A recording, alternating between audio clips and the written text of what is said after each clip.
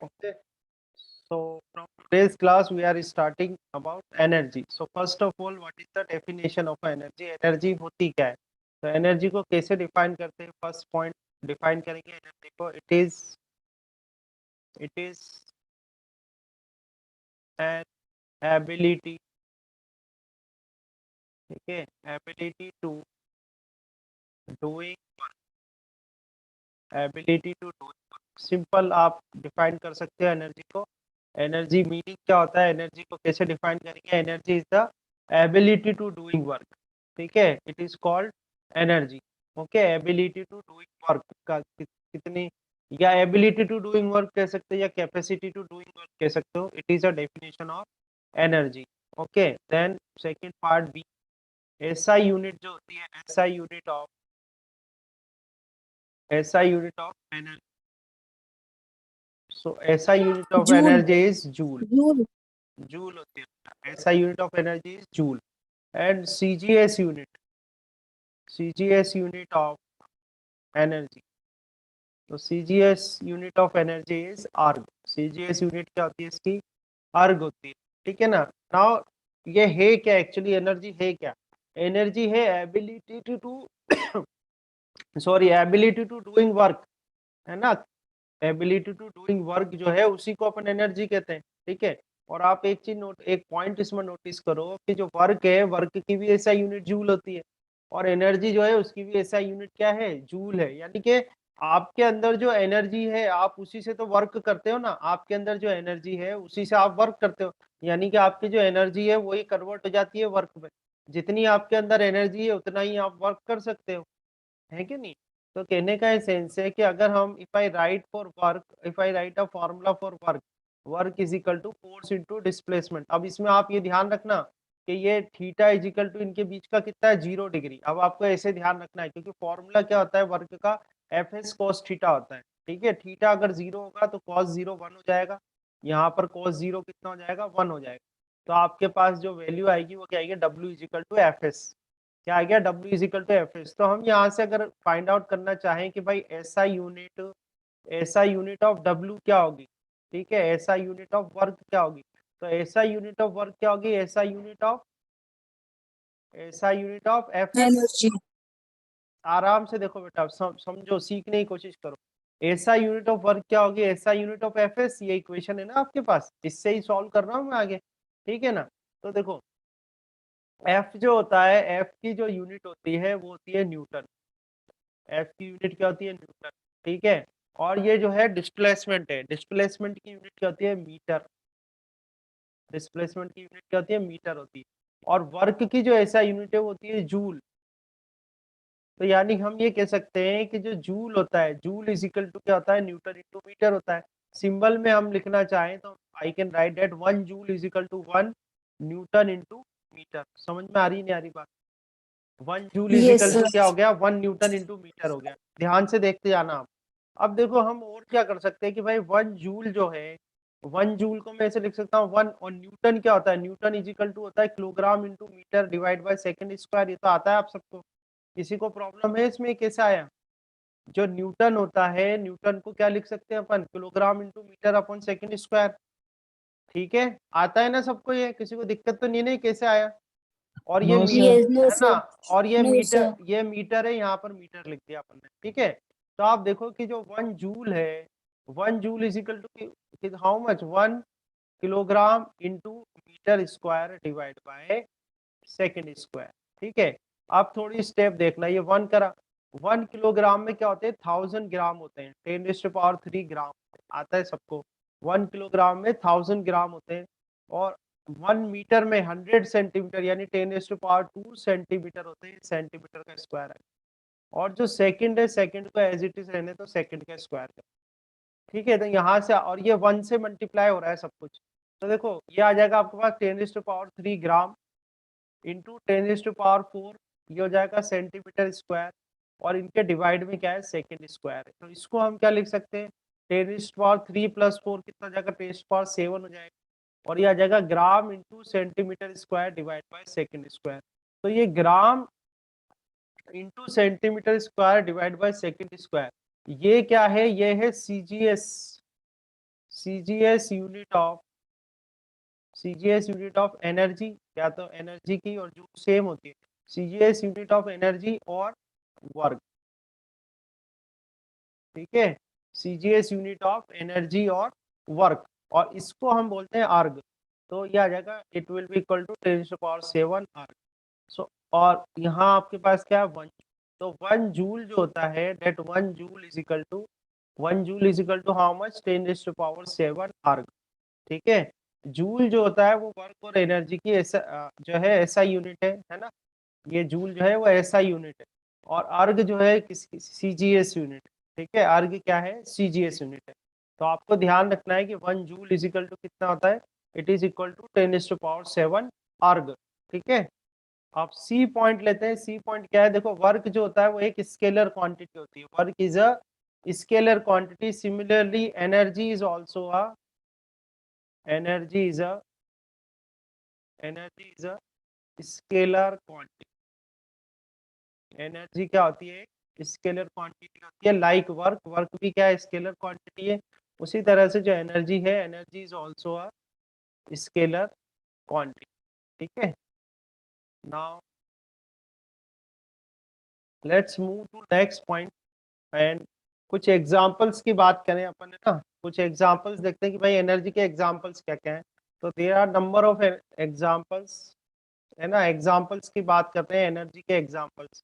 तो जैसे हम लिख सकते हैं मैकेनिकल एनर्जी, एनर्जी के एग्जांपल्स हैं ये, ठीक है। तो मैकेनिकल एनर्जी, अब मैकेनिकल एनर्जी में कौन कौन सी एनर्जी आ जाती है, मैकेनिकल एनर्जी में आपकी आ जाएगी पोटेंशियल एनर्जी, ठीक है, पोटेंशियल एनर्जी हो जाएगा, देन काइनेटिक एनर्जी भी मैकेनिकल एनर्जी, ठीक है, तो काइनेटिक एनर्जी। आगे देखे और टाइप्स देख लेते तो आपने सुना होगा स्प्रिंग की भी एनर्जी होती है, तो स्प्रिंग एनर्जी हो जाएगा। एग्जाम्पल्स यानी number of types of exam है एनर्जी के, जैसे स्प्रिंग एनर्जी हो गया, स्प्रिंग एनर्जी के अलावा देखो साउंड एनर्जी भी होती है, ठीक है, साउंड एनर्जी हो गया, साउंड एनर्जी, लाइट एनर्जी भी होती है ना, there are number of examples, ठीक है। So these are some examples of energy, mechanical energy जिसमें कि पोटेंशियल एनर्जी आ जाएगी, आपके काइनेटिक एनर्जी आ जाएगी, स्प्रिंग एनर्जी हो गई, साउंड एनर्जी हो गई, लाइट एनर्जी हो गई, है ना, देयर न्यूक्लियर एनर्जी होती है। So there are various types of energies.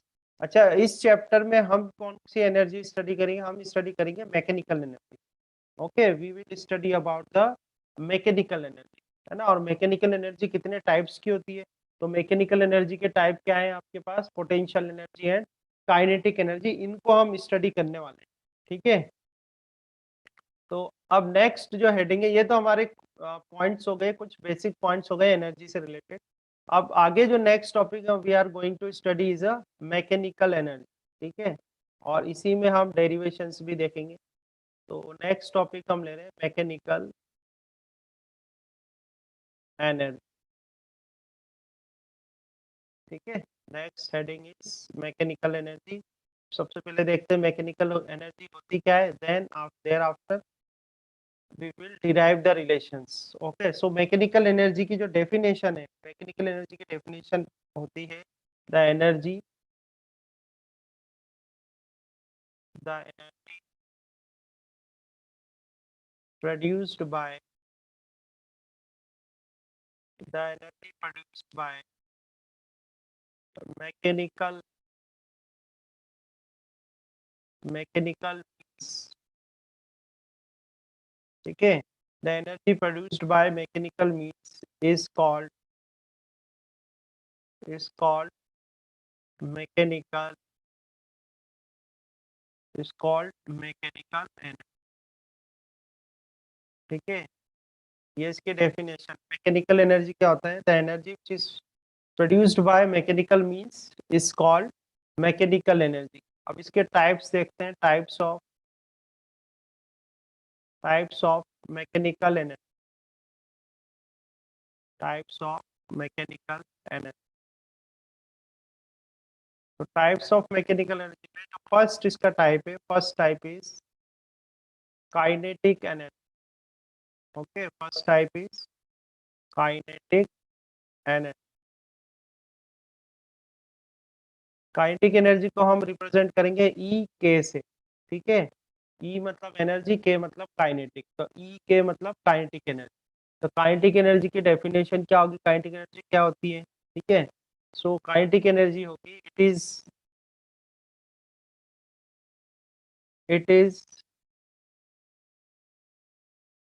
N energy,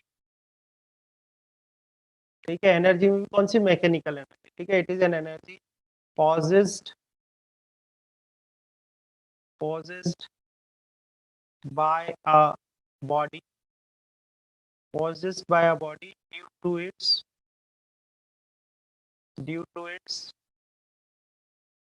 motion, ठीक है। तो सिंपल सी डेफिनेशन है, किसी बॉडी के मोशन की वजह से उसके अंदर जो एनर्जी होती है वो उसकी क्या कहलाती है, काइनेटिक एनर्जी कहलाती है, ठीक है। फॉर एग्जांपल मान लो कि एम मास की कोई बॉडी ली हमने, ये एम मास की बॉडी है, ठीक है। एम मास की बॉडी जो है वो वी वेलोसिटी से मोशन कर रही है, ठीक है। एम मास की बॉडी है, वी वेलोसिटी से मोशन कर रही है, तो इसकी जो काइनेटिक एनर्जी का फॉर्मूला होगा, काइनेटिक एनर्जी का फॉर्मूला बनेगा हाफ एम वी स्क्वायर। समझ में आया, this is the formula for kinetic energy, है ना। तो काइनेटिक एनर्जी क्या होती है, kinetic energy is a energy possessed by a body due to its motion, body के मोशन की वजह से जो एनर्जी बॉडी के पास होती है वो उसकी क्या कहलाती है, काइनेटिक एनर्जी कहलाती है। मान लो एम मास की कोई बॉडी है, वी वेलोसिटी से मोशन कर रही है, तो उसकी जो काइनेटिक एनर्जी का फॉर्मूला होगा वो होता है ई के, यानी kinetic energy is equal to half M we square. समझ में आया, पहली बात तो ये। सेकंड जो है, सेकंड जो एनर्जी है उसको बोलते हैं पोटेंशियल एनर्जी। सेकंड जो एनर्जी है वो क्या हो जाएगी आपकी, पोटेंशियल एनर्जी। पोटेंशियल एनर्जी को डिनोट करते हैं अपन ई पी से। ई मतलब तो ऑब्वियसली एनर्जी, और पी मतलब पोटेंशियल, ठीक है। पोटेंशियल एनर्जी, अब पोटेंशियल एनर्जी क्या होती है वो देखते हैं। पोटेंशियल एनर्जी क्या होगी, it is N energy, it is N energy possessed by a body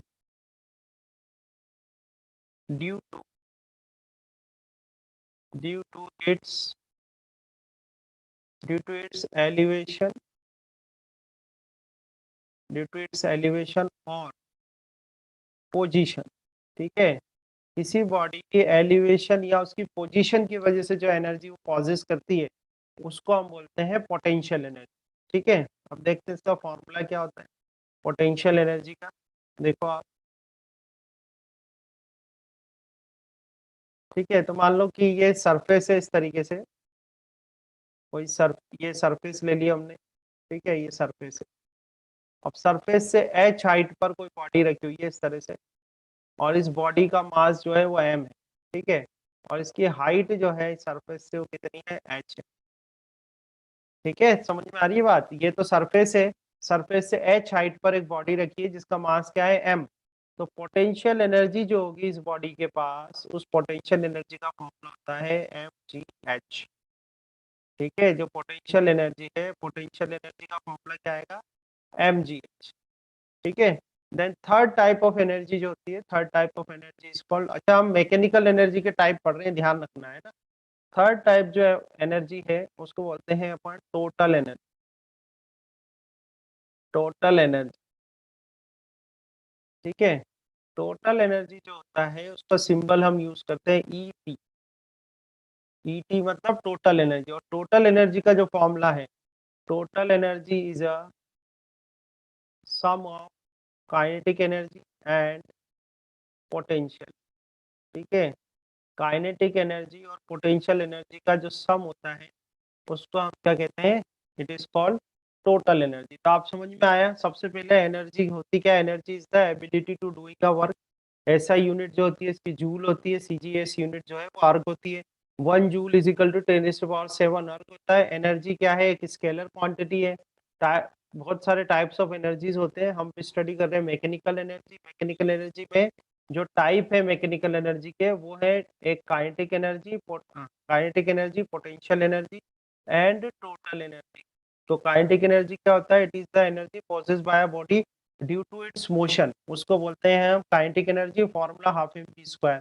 potential energy क्या होता है? It is the energy possessed by a body due to its position और एलिवेशन। ठीक है, सरफेस से उसकी पोजीशन या एलिवेशन जो है उसकी वजह से जो एनर्जी होती है उसका अपन बोलते हैं पोटेंशियल एनर्जी। पोटेंशियल एनर्जी का फॉर्मूला क्या बनेगा? mgh। ठीक है, टोटल एनर्जी क्या होता है? इनका सम होता है। ठीक है, टोटल एनर्जी क्या होगा? इसका सम हो जाएगा पोटेंशियल एनर्जी और काइनेटिक एनर्जी। ठीक है, अब हम वन बाय वन इनकी डेरिवेशन देखते हैं। ठीक है, वन बाय वन इनकी डेरिवेशन देखते हैं। फर्स्ट जो डेरिवेशन है वो हम ले रहे हैं एक्सप्रेशन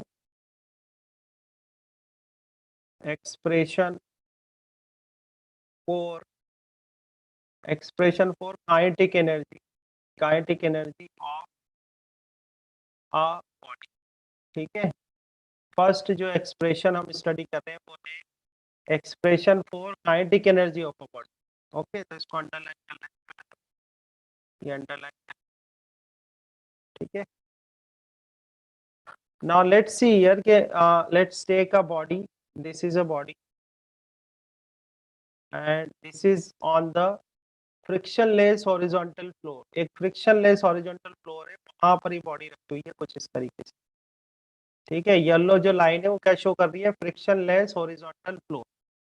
ओके, और इस पे हम जो फोर्स अप्लाई कर रहे हैं, यहाँ पर फोर्स अप्लाई कर, फोर्स एफ अप्लाई करा, कांस्टेंट फोर्स है ये, और इस बॉडी का जो मास है वो है एम। ठीक है, फोर्स अप्लाई होने से क्या हुआ? इस बॉडी ने कुछ डिस्टेंस कवर करी और डिस्टेंस कवर करके यहाँ आ गई, तो मास तो एम ही रहेगा उसका। जो डिस्टेंस उसने कवर करी है इसको अपन कर लेते हैं एस। ठीक है, ये एस डिस्टेंस कवर करी है, एफ फोर्स हमने अप्लाई करा, हो गया है तक। और जो इसकी एक्सेलरेशन है, ठीक है, एक्सेलरेशन क्या है? ए है। Acceleration is how much? A. Okay, तो ध्यान से देखना इसमें क्या है? एम मास की बॉडी है, एफ फोर्स आपने लगाया। मान लो इसकी जो इनिशियल वेलोसिटी थी, इनिशियल वेलोसिटी यू थी, और फाइनल वेलोसिटी क्या है? वी। इनिशियल वेलोसिटी क्या है? यू है। Final velocity, initial velocity you है और फाइनल वेलोसिटी क्या हो गई? वी हो। अब इसको डिराइव करते हैं अपन। देखो आप, let us consider a body of mass, let us consider a body of mass m as shown in figure। ठीक है, constant force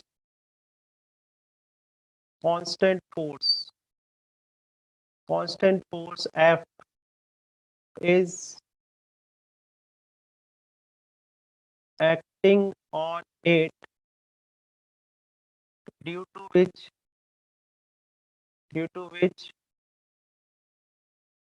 its velocity changes from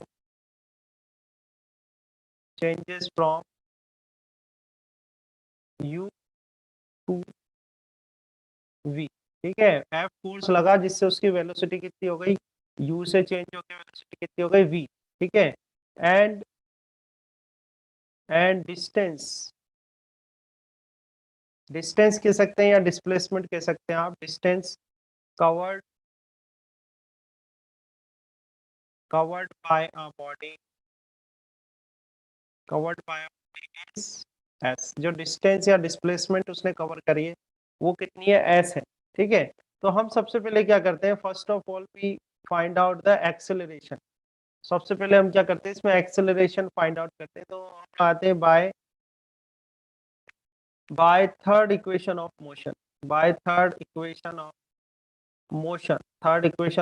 लगाते हैं उसमें। तो थर्ड इक्वेशन ऑफ मोशन है v square is equal to u square plus 2as। यही होती है v square is equal to u square plus 2as, है ना? थर्ड इक्वेशन ऑफ मोशन लगानी। अब थर्ड इक्वेशन ऑफ मोशन में क्या करो? मल्टीप्लाई बोथ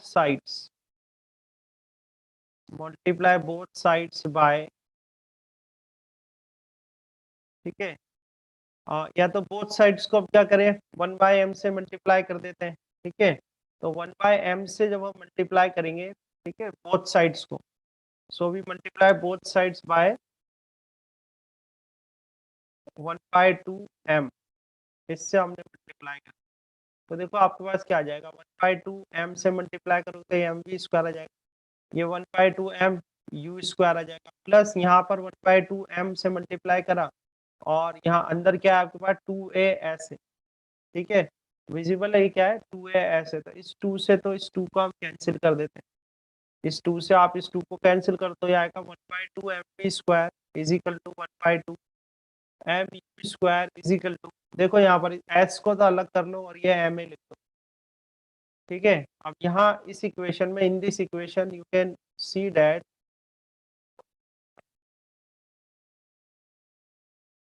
ठीक है, तो प्रीवियसली हमारे पास जो इक्वेशन आई वो आ गई 1/2m V square 1/2m V square is equal to 1/2m U square, ठीक है, और ये प्लस आ गया अपने पास, प्लस आ गया एम ए इंटू एस, ये आ गया एम ए इंटू एस आ गया, ए क्या है यहाँ पर, ए इसकी एक्सेलरेशन है, ये जो मोशन करा है इन्होंने इसकी एक्सेलरेशन है ए, ठीक है। अब देखो if I take a case that if body was in rest, if body was in rest initially, शुरुआत में जो बॉडी है वो किस में है, रेस्ट में, तो रेस्ट में तो इनिशियल वेलोसिटी क्या हो जाएगी, जीरो हो जाएगी, ठीक है, इनिशियल वेलोसिटी क्या हो जाएगी, जीरो हो जाएगी। Also we know that F is equal to क्या होता है, एम ए होता है, एंड डब्ल्यू इजिकल टू होता है एफ एस, पता है हमको, तो आप ये सब चीजें जो है ये सारे पॉइंट्स इसमें पुट कर दो इस इक्वेशन में, तो आपके पास आ जाएगा 1/2m वी स्क्वायर, अब ये तो जीरो हो जाएगा, u जीरो हो गया ना, आप इनिशियली आपकी बॉडी रेस्ट में थी तो u तो जीरो हो गया, तो 1/2m वी स्क्वायर ये जीरो हो गया, और प्लस ये f हो जाएगा, ये f इंटू एस आ जाएगा, अब f इंटू एस क्या होता है, w होता है, f इंटू एस क्या होगा, w होगा, तो यहाँ से आपके पास आ जाएगा w half M we square, क्या है आपके पास w is equal to half M we square, ठीक है। अब देखो यहाँ अगर हम इस डायग्राम में इसको मैं फर्स्ट पोजीशन ले लूँ, ये अपनी क्या है फर्स्ट पोजीशन है और ये हमारी सेकंड पोजीशन है, मतलब उसको 1 से लेके 2 तक डिस्प्लेस किया है ना, तो ये क्या है, ये यहाँ पर हम लिख सकते हैं कि above equation showing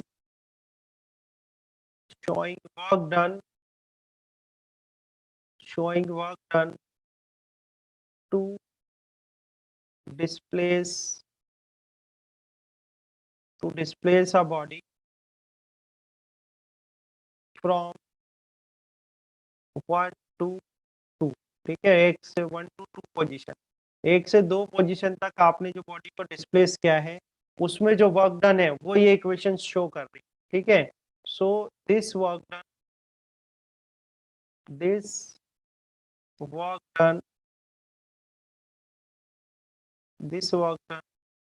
stored as kinetic energy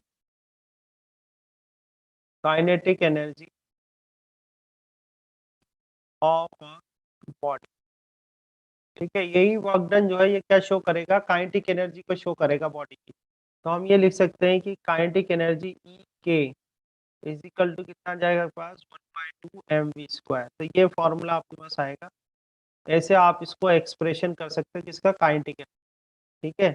so formula for kinetic energy is half M we square, ये फॉर्मूला आ गया आपके पास काइनेटिक एनर्जी का, हाफ एम वी स्क्वायर। अब इसमें कुछ केसेस हैं, वो केस डिस्कस करते हैं अपन यहाँ पर, जैसे केस 1 हम बात करें, केस 1 में क्या कर रहे हैं हम, मान लो कि v जो है वेलोसिटी आपकी कांस्टेंट है, वेलोसिटी जो है कांस्टेंट है, और जो मास है उसको डबल कर दिया, मास इज डबल,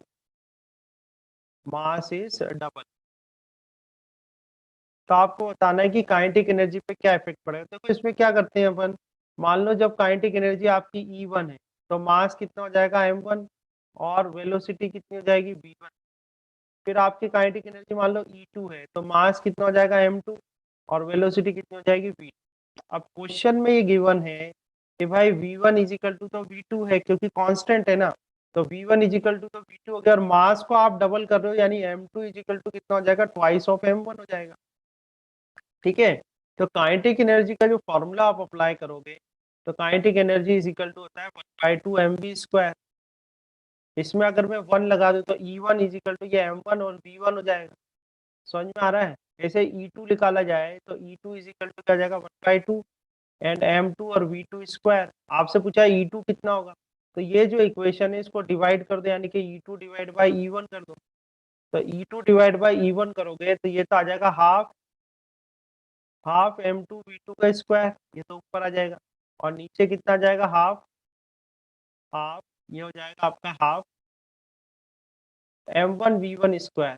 ठीक है, हाफ M1 V1 स्क्वायर। तो अब V1 और V2 तो बराबर रहते तो कैंसिल हो जाएगा, 1/2 से 1/2 कैंसिल हो जाएगा, आपके पास आ जाएगा M2 डिवाइड बाय M1। अब M2 जो है, M2 इजिकल टू तो क्या है, ट्वाइस ऑफ M1 है, और ये नीचे M1 है, इस M1 से ये M1 कट जाएगा। तो आपके पास E2 इजिकल टू कितना आ जाएगा, E2 इजिकल टू क्या हो जाएगा भाई, ट्वाइस ऑफ I1 हो जाएगा। यानी अगर आप मास को डबल कर दोगे, ठीक है, E2 इजिकल टू कितना आ रहा है, ट्वाइस ऑफ E1 आ रहा है। यानी कि अगर आप मास को डबल करोगे तो काइनेटिक एनर्जी भी क्या हो जाएगी, डबल हो जाएगी। ठीक है, ये एक केस हमने डिस्कस करा। अब इसका सेकंड केस देखते हैं। सेकंड केस देखते हैं। इसमें सेकंड केस में आपसे क्या रखा है, सेकंड केस केस 2 है। ठीक है, केस 2 केस 2 लेते हैं यहाँ पर। केस 2 में क्या करते हैं अपन, मास को तो कर देते हैं कांस्टेंट। केस 2 में अपन क्या कर रहे हैं, मास को तो कर लेते हैं कांस्टेंट एंड और वेलोसिटी को डबल कर देते हैं। Velocity velocity is double. ठीक है, वेलोसिटी इज डबल। मास को तो कांस्टेंट कर दिया, वेलोसिटी को डबल कर दिया। अब काइनेटिक एनर्जी में क्या फर्क पड़ेगा, तो देखो E2 डिवाइड बाई E1, फिर ये आ जाएगा हाफ M2 V2 का स्क्वायर, और डिवाइड में आ जाएगा आपके हाफ M1 V1 का स्क्वायर। इस 1/2 से 1/2 कैंसिल हो जाएगा, और M1 और M2 तो बराबर है, कांस्टेंट है ना, तो M1 इजिकल टू क्या जाएगा, M2 हो जाएगा, और V2 इजिकल टू कितना जाएगा, ट्वाइस ऑफ V1 हो जाएगा। तो यहाँ पर इनको भी कैंसिल कर दो। तो V2 की वैल्यू रख, ये आपके पास क्या आएगा, V2 square divide bye V1 square. इसको आप ऐसे कर सकते हो कि V2 डिवाइड बाय V1 का होल स्क्वायर। अब V2 कितना है आपका, V2 है ट्वाइस ऑफ V1, और ये V1 है नीचे, और ये स्क्वायर इधर आ जाएगा, इससे ये भी कैंसिल हो जाएगा। तो 2 2 जा 4, 4 ऑफ E1। तो E2 इज इक्वल टू कितना आ जाएगा, 4 टाइम्स ऑफ E1। समझ में आई बात? यानी अगर मास कांस्टेंट है और वेलोसिटी को डबल कर दिया जाए, मास कांस्टेंट है और वेलोसिटी को अगर अपन डबल करते हैं तो काइनेटिक एनर्जी कितनी हो जाती है, 4 टाइम्स हो जाती है। कितनी हो जाएगी बेटा, 4 टाइम्स। ठीक है, अब हम इसका नेक्स्ट केस की बात करते हैं, केस 3। केस 3 में है, if velocity will be half. ठीक है, if velocity will be half, velocity will be half and mass will be 4 times. ठीक है, अब ये देखते हैं। अब इसमें कुछ भी कांस्टेंट नहीं है, ना तो मास कांस्टेंट है ना वेलोसिटी कांस्टेंट है। इसमें आपको दिया हुआ है कि वेलोसिटी तो आधी कर दी और मास क्या कर दिया, 4 टाइम्स कर दिया। तो काइनेटिक एनर्जी कितनी होगी, तो देखो यहाँ से देखें, जैसे जब E1 थी काइनेटिक एनर्जी, तो मास हम ले लेते हैं M1 है, और वेलोसिटी V1 हो जाएगी। ऐसे ही जब E2 हो गई काइनेटिक एनर्जी, तो मास हो गया आपका M2 और वेलोसिटी हो गई V2। अब मास क्या कह रहे हैं, mass will be 4 times, so M2 is equal to 4 times of M1 कर देंगे, और V2 इज इक्वल टू कह रहे हैं V1 divide by mass, velocity will be half, इसको कर दिया V1/2 कर दिया। तो फर्स्ट केस से काइनेटिक एनर्जी जो आएगी E1 is equal to half M1 V1 square आएगी। ठीक है, और सेकंड केस से हम करेंगे तो E2 इज इक्वल टू कितना आ जाएगा, हाफ M2 V2 स्क्वायर आ जाएगा, है ना। इसका डिवाइड कर दो, तो E2 divide by E1 is equal to 1/2 M2 V2 square. ठीक है, एंड यहाँ पर आ जाएगा 1/2 M1 V1 स्क्वायर। तो 1/2 से 1/2 कैंसिल, और इसको आप क्या कर सकते हो, M1 m2 actually m2 divide by m1, ठीक है, इनटू, और ये आ जाएगा आपका v2 डिवाइड बाय v1 का होल स्क्वायर। इस तरह से इसको अरेंज कर लेना, ठीक है।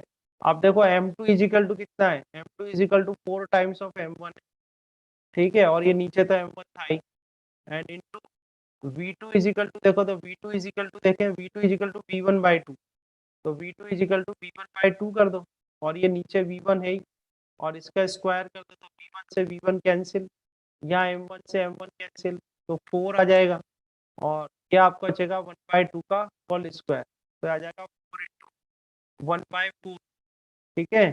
इस 4 से 4 कैंसिल कर देना तो 1 आ जाएगा। इट मीन्स ये हुआ कि जो E2 बाई E1 है वो कितना आ रहा है 1। It means E2 is equal to कितना आ जाएगा आपके पास, E1 है। आई बात समझ, ठीक है। इसका कहने का मतलब ये है कि अगर आप वेलोसिटी को आधी कर दो और मास को 4 टाइम्स कर दो तो काइनेटिक एनर्जी में कोई भी चेंज नहीं होगा, जो पहले काइनेटिक एनर्जी है वही बाद में भी होगी, मतलब कि E2 इजिकल टू E1 हो जाएगा, ठीक है। तो ये केस है, समझ में आ रहा है आपको? एक बार यस और नो कर दो, यस सर। है ना। चलो ठीक है, अभी हमारे पास थोड़ा टाइम और है, तो इसमें एक और पॉइंट मैं आपको कराता हूँ। तो ये पॉइंट तो हमारा था कि भाई एक्सप्रेशन हमने कराता है ना, अब केसेस में ही आगे बढ़ता हूँ मैं आपके। तीन केसेस, तो केसेस ये हैं कि आप डायरेक्ट क्वेश्चन भी अटेम्प्ट कर सकते हो इससे, समझ रहे हो बात को, डायरेक्ट क्वेश्चन भी अटेम्प्ट कर सकते हो आप, तो ठीक है सर ना। ऐसी डेरिवेशन भी आ सकती है क्या, जैसे केस दे हाँ, दिया आपने और हमें को? नहीं नहीं, डेरिवेशन आपके आएगी काइनेटिक एनर्जी का एक्सप्रेशन बताओ, ये आएगी आपकी, ठीक है।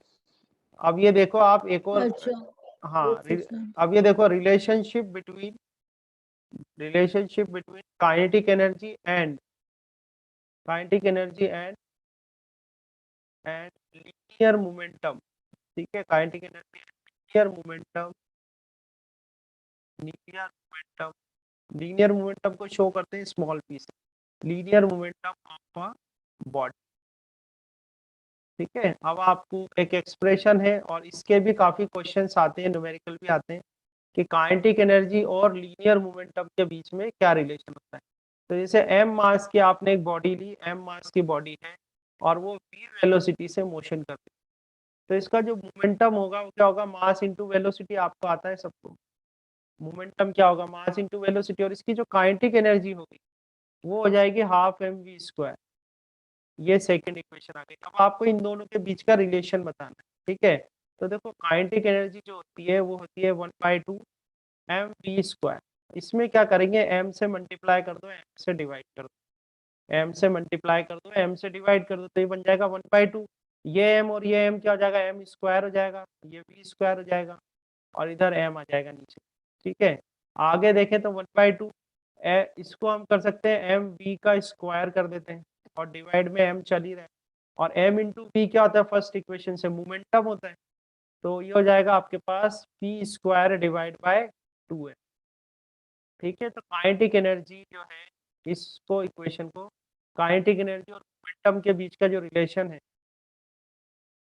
वो क्या होता है, kinetic energy is equal to p² by 2m। इसी इक्वेशन को हम ऐसे भी लिख सकते हैं कि भाई p is equal to √2m, और यहाँ पर ये काइनेटिक एनर्जी, ठीक है। तो इसी इक्वेशन को आप ऐसे भी शो कर सकते हो, डिपेंडिंग ऑन के क्वेश्चन में आपसे पूछा क्या हुआ है, क्या वैल्यू आपको फाइंड आउट करनी है, उसके अकॉर्डिंग हम इसको अरेंज कर लेते हैं, ठीक है।